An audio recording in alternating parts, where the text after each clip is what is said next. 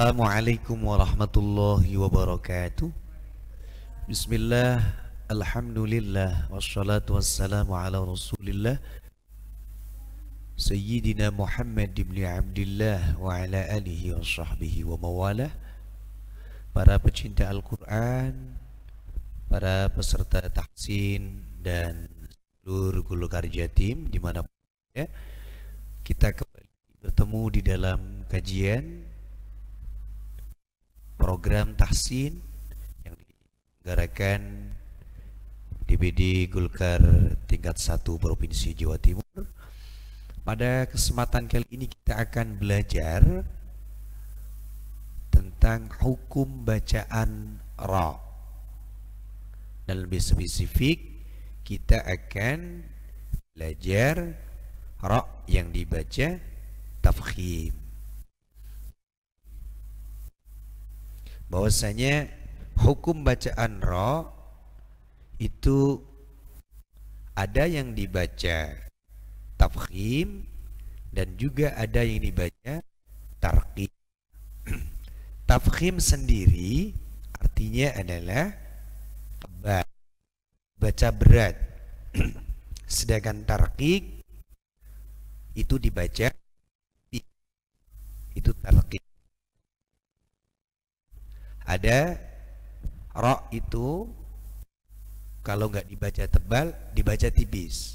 Kemudian saat kapan ra itu dibaca tebal dan saat kapan pula ra itu dibaca tipis. Untuk kali ini kita akan lebih fokus bahasan hukum ra ketika dibaca tebal atau tafkhim,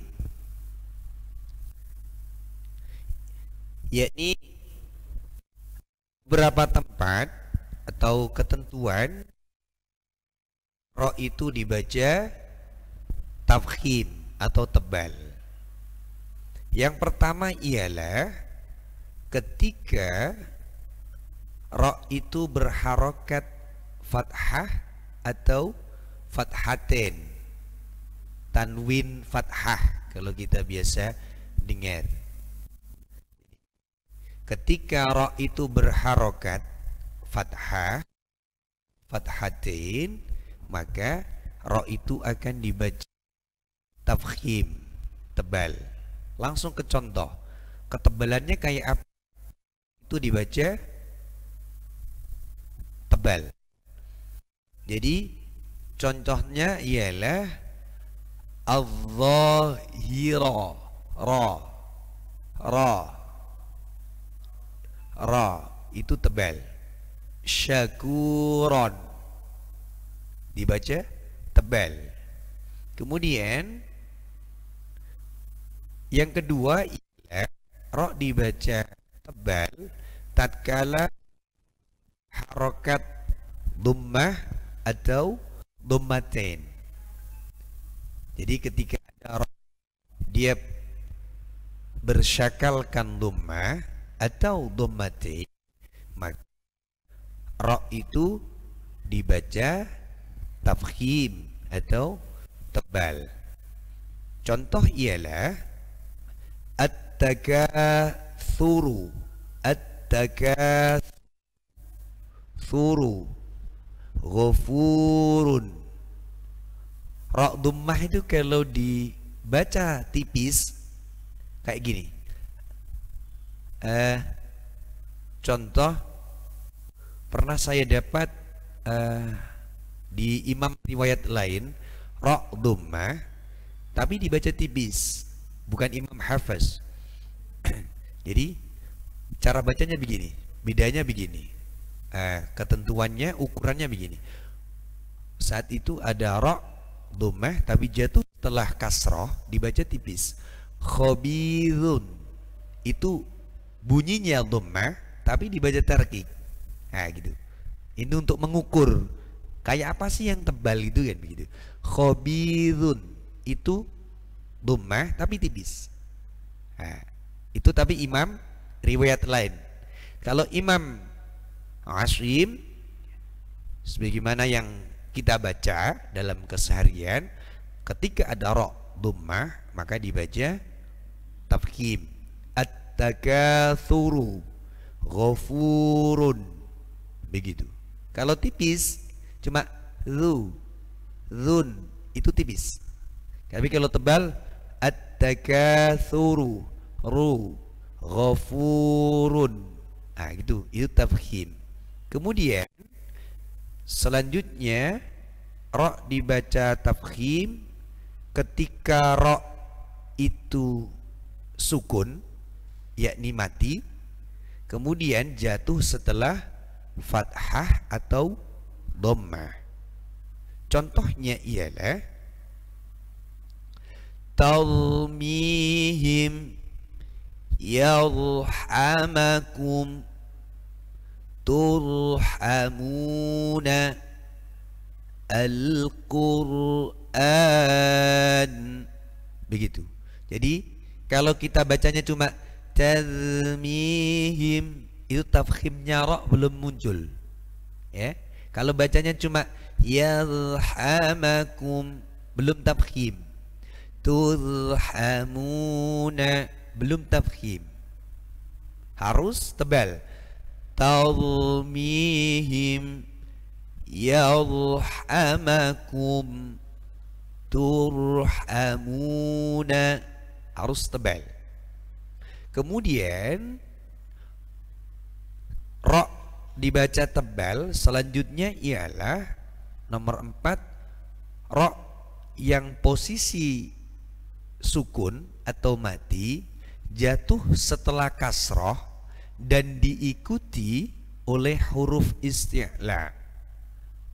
Huruf isti'la itu di dalam sifat-sifat huruf ada sifat namanya isti'la.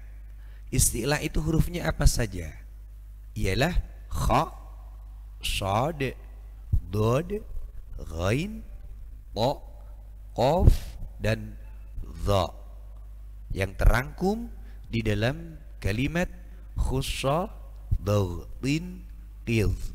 Nah, ketika ada dia sukun mati, kemudian setelah ra sukun diikuti oleh huruf isti'la kha, shad, dod, ghain, ta, qaf, dha, maka dibaca tafkhim, dibaca tebal. Bacanya ialah contoh mir sodan, mir sodan. Kalau dibaca tipis, ya, kalau baca tipis cuma begini, mir sodan, itu tipis.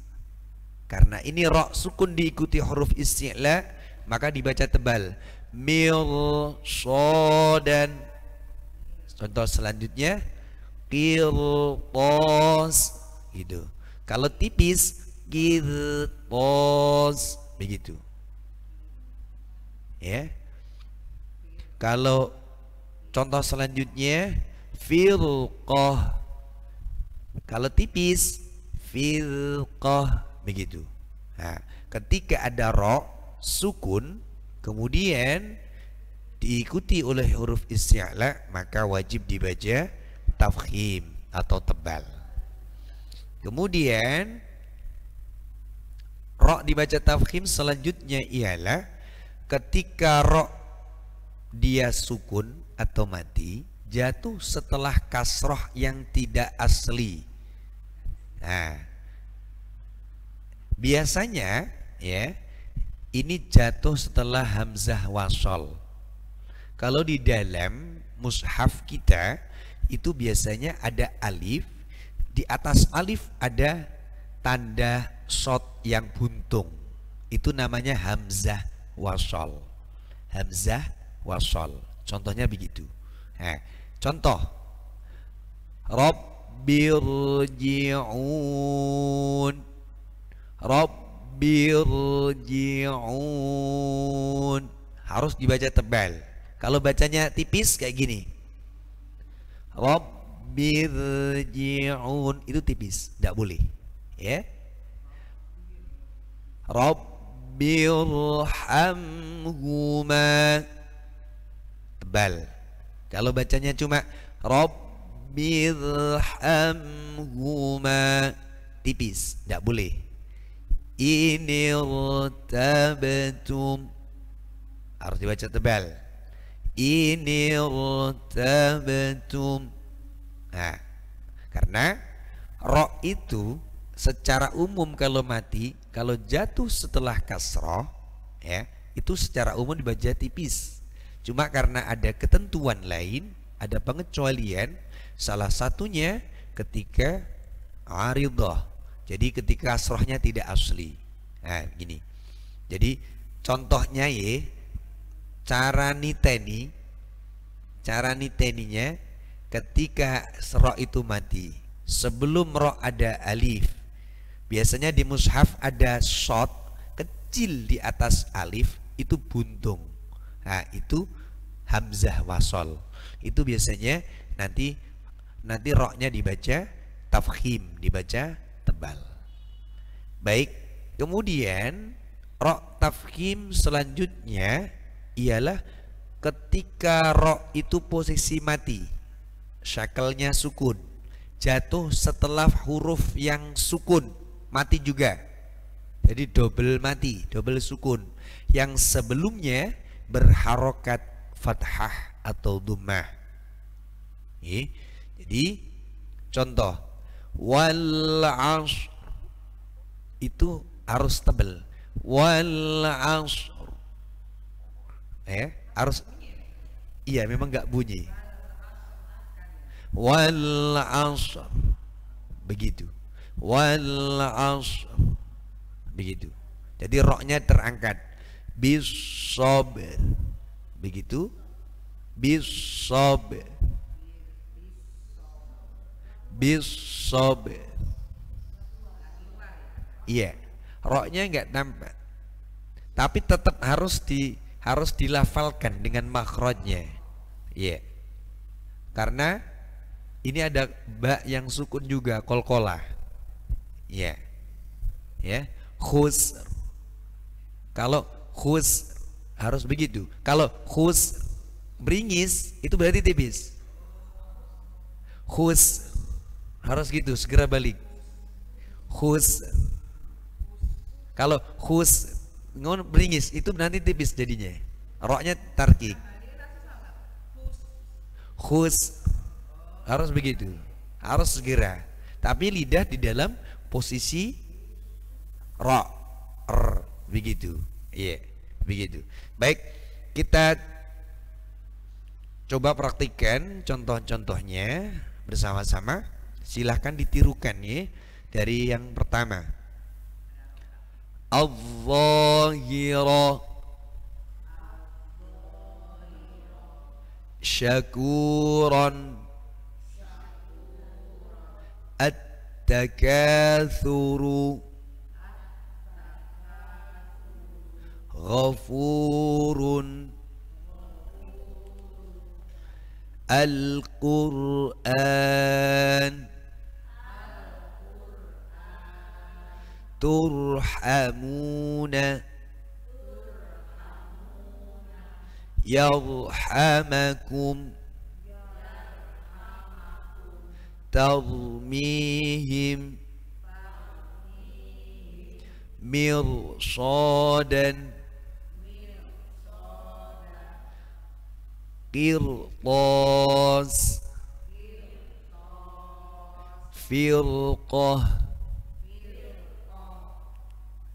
Rabbirji'un Rabbirhamhuma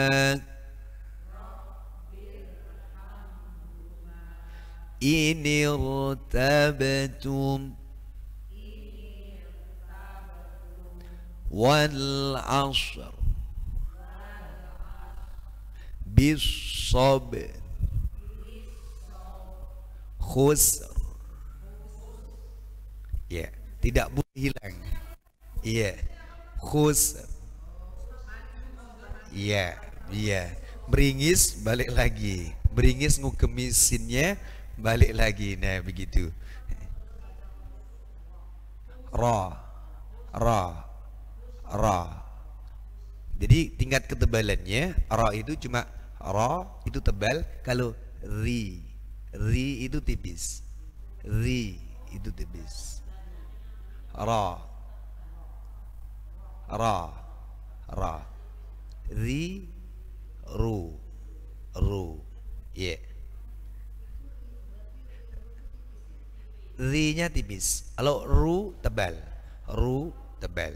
Ra tebal. Kalau secara umum ra fathah, ra dhammah tebal. Pasti tebal. Iya, gitu. Pasti tebal.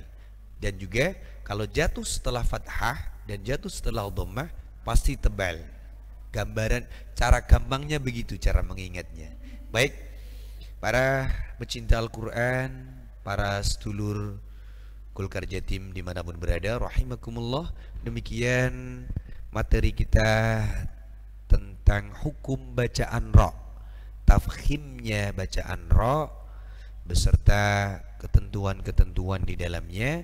Semoga bisa bermanfaat untuk kita semuanya. Terima kasih, mohon maaf. Assalamualaikum warahmatullahi wabarakatuh.